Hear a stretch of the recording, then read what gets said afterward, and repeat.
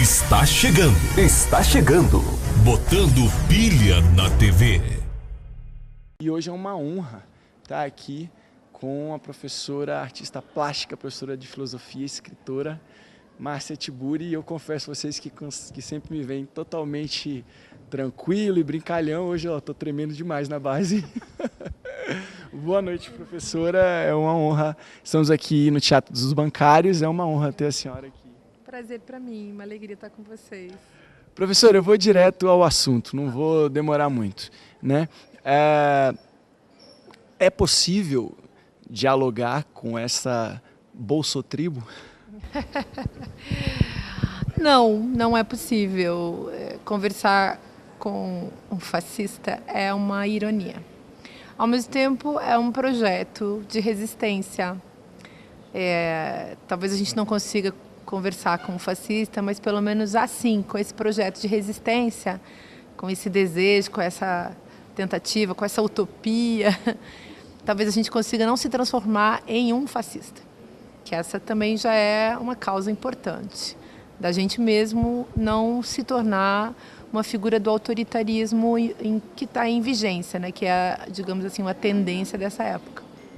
Pois há um tempo atrás, algumas pessoas, quando, né, a bolsotribo e os seus líderes, né, agiam com a disseminação de ódio, até com provocação, muitas vezes a gente se irritava e eu mesmo, como um ativista, queria fazer alguma atitude e alguém falava, não, deixa eles quietos. Não, nem dá ideia, não dá plateia. Mas a sensação que eu tive foi de não dar ideia e não dar plateia, eles se sentiram à vontade e fizeram foi avançar.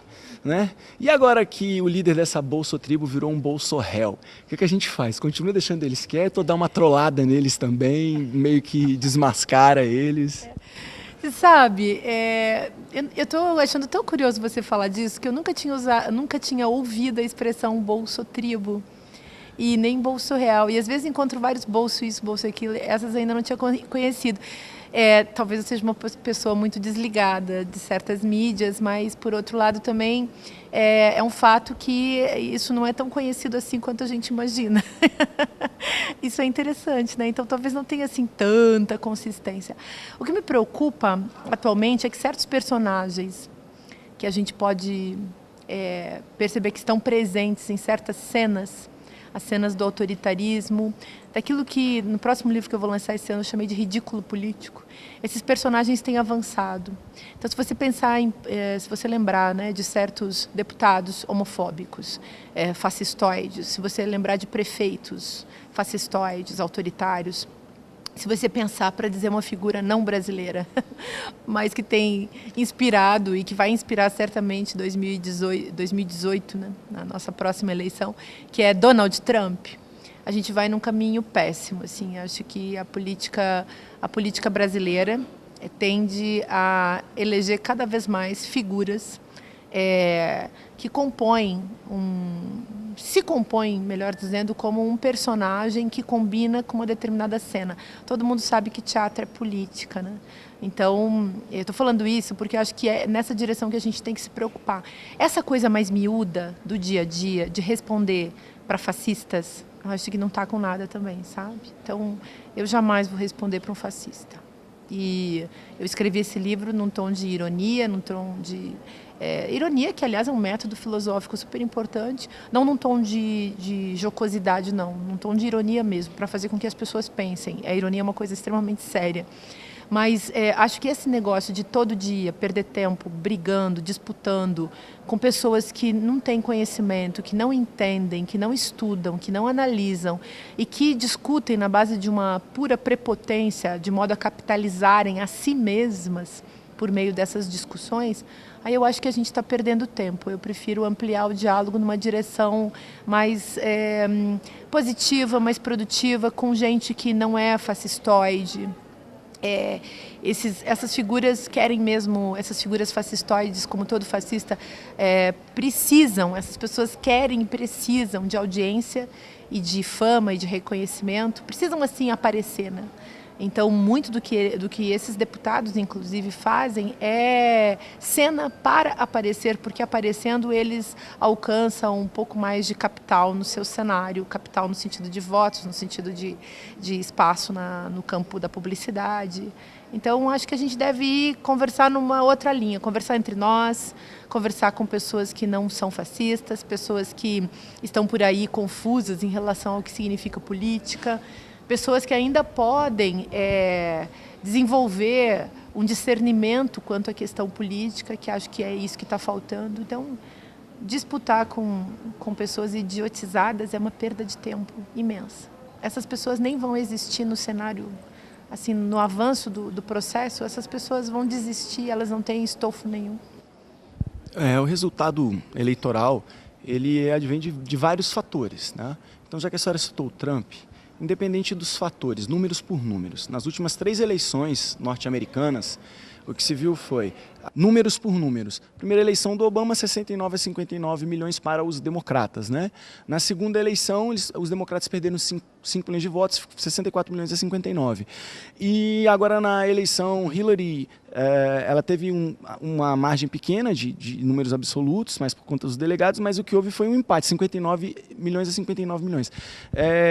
Considerando, se é que há uma esquerda nos Estados Unidos, mas considerando a Hillary mais à esquerda que o Trump, a gente pode dizer que a esquerda no mundo inteiro também pode estar sendo incompetente no sentido de ou manter suas boas votações anteriores, ou de ampliar, ou de não perdê-las? Talvez a esquerda, a chamada esquerda no mundo, nunca tenha sido suficientemente de esquerda.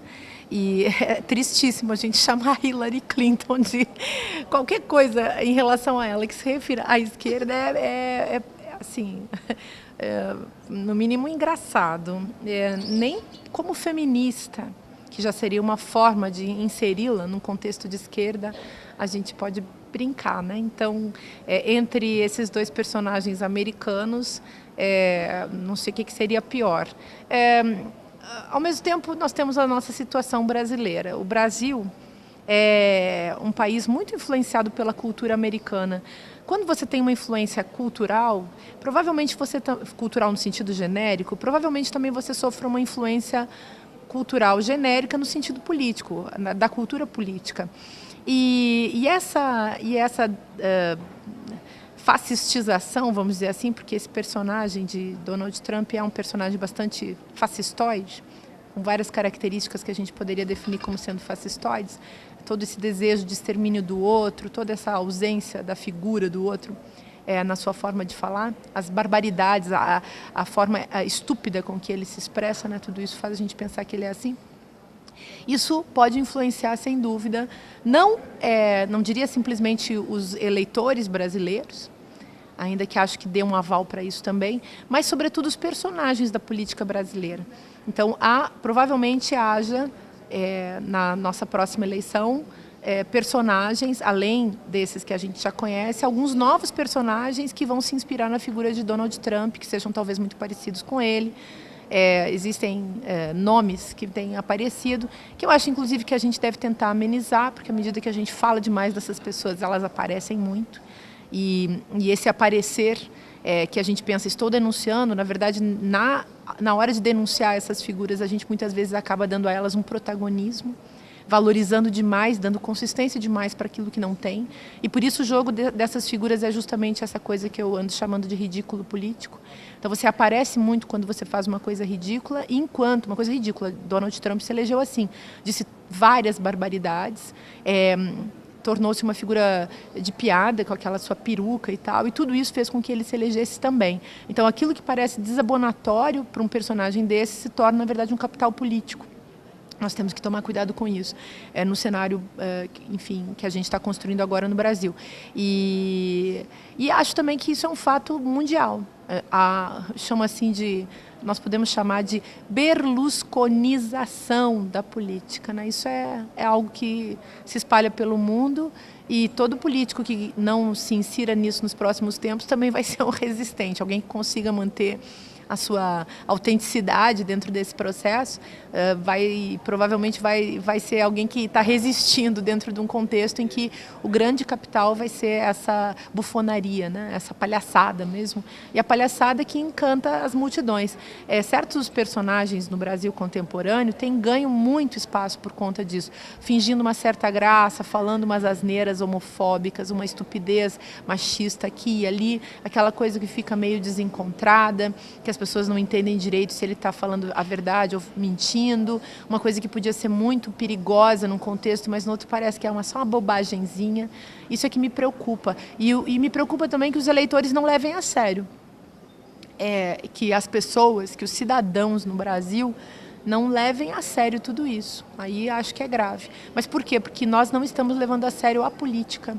E nessa linha, os brasileiros têm se tornado também vítimas, né, de um grande processo de construção cínica da política. O discurso cínico é o discurso que tem vencido na política brasileira. A última eleição, o pleito municipal, né, foi terrível, porque vários prefeitos, vários vereadores se elegeram dizendo: eu não sou político. E isso é uma das coisas mais graves que eu vejo no cenário brasileiro também hoje. É o sujeito que chega e diz: eu não sou político, enquanto está afiliado num partido, enquanto está fazendo uma campanha política. E então, como você não é político? Todos nós somos políticos, e inclusive esses são mais políticos ainda, porque estão praticando uma política institucional, estão em plena campanha. É claro que ele pode dizer: eu não venho da política, meu lugar é outro, eu vim aqui... Mas então não diga: eu não sou político, eu digo: eu estou me tornando político, estou tentando descobrir a política. Mas o jogo desses indivíduos é justamente o de desmerecer a política, de desvalorizar a política, de tentar transformar a vida política em algo que não merece crédito, que não merece importância. Então, um simples, vamos dizer assim, gerente, né? Alguém que não entende da coisa pública, um gerente da vida privada, chega e se instaura. Nesse momento ele se instaura como alguém que não é político num cargo político. Olha que coisa bizarra, é uma contradição. E a população não tem condições de perceber que naquele ato esse sujeito está se contradizendo. Alguém que não seja político, que não queira ser político, que não acredite na política, que não quer defender e trabalhar pela coisa pública, deveria se retirar dessa cena. Deveria dizer: desculpem pessoas, mas eu não tenho nada a ver com isso, eu vou tentar construir a cena brasileira, enfim, o que quer que seja, eu vou tentar construir um país diferente, num outro contexto. Isso seria mais honesto. O que eu chamo de círculo cínico é justamente essa posição em que alguém fala um absurdo desses, caindo numa contradição, mas ninguém tem coragem ao redor de denunciar isso. E no ato mesmo em que ele denuncie também, nada acontece. Porque todos nós, hoje, fomos transformados em otários. O cínico precisa de um otário. O capitalismo é especialista em rebaixar e humilhar pessoas. Os votantes, né, os cidadãos, foram transformados em otários, da mesma maneira que os trabalhadores foram humilhados, rebaixados, né, à condição de consumidores, por exemplo. E é sempre assim. Pode-se dizer que o judiciário tarja preta contribui muito para isso? Tarja preta eu cito aqui por conta do que aconteceu no TSE, quando o ministro simplesmente pediu para colocar tarja preta quando se era citado o Aécio Neves e o PSDB. Pode-se dizer que o maior, como se diz, o maior abrigo para uma mídia oligarca, burguesa, capitalista selvagem e políticos fascistoides, o maior abrigo deles é um judiciário conservador, corporativista. Tudo isso. O golpe que nós vivemos e que nós continuamos vivendo, sob o qual nós estamos, sob cuja égide nós estamos, é um golpe que foi operado, foi construído num acordo entre instituições. O judiciário, o legislativo, a mídia, o corporativo. Então é um golpe muito completo, num acordo assim dos grandes donos do poder e de elites, e nesse sentido, nesse péssimo sentido, né, daqueles que detêm o poder e detêm os privilégios. E o judiciário é o próprio nome da coisa, né? O fascismo, não existe fascismo sem os juízes. e sem os promotores, enfim, sem esse campo do direito, sem essa fundamentação também, e sem esse judiciário populista, né? Porque, na verdade, esse judiciário virou já um judiciário populista e que faz ativismo na sua própria causa, enfim, em favor também dos seus próprios parceiros, num certo sentido até comparsas, né? Então, é o próprio nome da coisa, assim, o judiciário tarja preta é o próprio nome da coisa.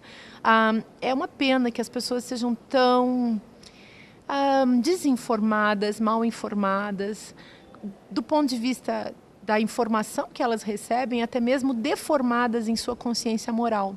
O que os meios de comunicação hegemônicos têm feito hoje com as pessoas é deformar, em vez de informar, é deformar, não só desinformar, mas deformar a sua consciência moral, a sua ética, não permitindo às pessoas que elas tenham, enfim, um acesso aos fatos mais abertos, à verdade dos fatos, que a informação tenha se transformado em desinformação, é algo realmente, nesse momento brasileiro, desesperador. Então, como mudar isso em relação a essas instituições que têm um peso enorme na decisão, que decidem, aliás, nesse momento, decidem tudo sobre o Brasil, inclusive legislam num lugar onde não deveriam, deveriam apenas julgar, mas perseguem, punem, fazem várias coisas que não deveriam fazer. Não sei o que nós podemos fazer. Acho que, nesse sentido, o fascismo realmente vai avançar. E aí não é uma questão de tentar conversar com o fascista, não. É apenas reconhecer a sua existência e lutar contra eles. Mas a luta também não pode ser só uma luta reivindicando, né, um direito. Tem que ser uma luta massiva, uma luta por hegemonia, uma luta de briga mesmo, uma luta na rua, uma luta dos sindicatos, uma luta da população. E aí também temos que ver, né, quem pode, quem consegue, quais são as organizações que de fato estão desejando uma transformação em nome do povo hoje no Brasil. Porque os donos do poder nunca vão agir pelo povo. E o povo, a população, enfim, desinformada, desconhecendo, trabalhando de sol a sol, correndo para cima e para baixo, talvez não tenha mesmo condições de perceber, nem seja ajudada a perceber. E diante de toda essa realidade perversa, né? Mídia, oligarca, judiciário, tarja preta, capitalismo selvagem. Às vezes os movimentos progressistas não batem um pouco a cabeça. E por que eu te digo? Nós vivemos uma realidade de questionamento, né, da baixíssima representatividade feminina no Congresso. Tá? E aqui em Brasília especificamente, o que aconteceu no último dia 8, né, alguns setores do movimento não queriam nem que homens apoiassem, participassem da marcha, né? E alguns setores não deixaram as 6 parlamentares, as 6 senadoras, das 81 senadores, só 6 eram progressistas, mulheres, não deixaram elas que são oprimidas no Congresso, elas não tiveram nem a possibilidade de subir ao carro de som para fazer uso da fala num movimento do qual elas defendem e, por que não, fazem parte. Né? Essa questão do protagonismo, da apropriação cultural, do espaço de fala, se mal aplicado, ele às vezes mais atrapalha do que ajuda ou não? Olha, eu realmente não posso opinar, porque eu não sei como a coisa foi aqui em Brasília, então não acompanhei, não sei, então é difícil para mim opinar sobre isso. Agora, eu particularmente não vejo... Esse fato específico daqui de Brasília. Sim. Talvez essa questão do espaço de fala e da apropriação, do protagonismo, quando mal utilizado, isso não termina atrapalhando mais ou ajuda ou não? Sim, então, sobre isso, claro, a gente tem que ter uma postura sempre razoável. É claro que o feminismo é hoje uma máquina de protagonização de mulheres feministas, e às vezes há um certo choque, assim, certos conflitos, né, que surgem sobretudo quando alguns homens também tentam protagonizar nesse espaço. E então isso é muito delicado e tem que ser muito bem cuidado para que não aconteça nenhum erro de percurso, né? Não há nada que justifique que um homem não possa se tornar um feminista. Ao mesmo tempo, para os homens, a gente nunca poderia dizer que um homem, simplesmente pelo fato de se autodesignar feminista, que ele se transformou num lutador, né, pela causa feminista. E, ao mesmo tempo, sempre seria uma elegância dos homens não se colocarem nesse lugar. Um cuidado, né? É como os brancos tentarem protagonizar no movimento negro. Ao mesmo tempo, ninguém pode impedir que qualquer pessoa defenda uma causa, mesmo que essa causa não seja a sua causa mais imediata, no sentido da luta pelos seus próprios direitos. Eu acredito que nós devemos defender os direitos de todas as pessoas. Então, independente das opressões nas quais nós estamos inscritos. E eu gosto de uma feminista negra chamada Audre Lorde, uma figura histórica muito importante no feminismo do século XX, que disse que não existem hierarquias de opressão. Então, de fato, as mulheres deveriam aceitar a ajuda dos homens. Mas para que essa ajuda também possa ser aceita, os homens devem aprender a se colocar num lugar de escuta. Porque é muito comum que não exista escuta das mulheres. Os homens não escutam muito as mulheres, mesmo no campo da esquerda. A gente tem uma expressão que eu não sei se vocês conhecem, devem já ter ouvido falar, que é a expressão esquerdomacho. Então, esquerdomacho, por que a gente usa essa expressão? Para falar daquele homem que é muito bacana quando se trata da luta de classes, mas que ele esquece que a luta de classes também é a luta das mulheres. E para os homens de esquerda até é sempre bom, para curar o seu esquerdomacismo, ler Lenin, que era um homem que defendia a luta de classes como luta das mulheres. Então, é a mesma coisa. E hoje em dia, no feminismo interseccional, vê que interessante, nós não podemos defender a luta das mulheres sem defender a luta de classes e sem defender a luta contra o racismo. Quer dizer, a luta é também racial. A luta é de gênero, mas a luta é também a luta de classes. E isso tudo tem que acontecer ao mesmo tempo, num processo de intersecção. Então, separar o movimento feminista do movimento da luta de classes, do movimento de esquerda de uma maneira geral, é um erro. É um erro tremendo. Nós não podemos fazer isso.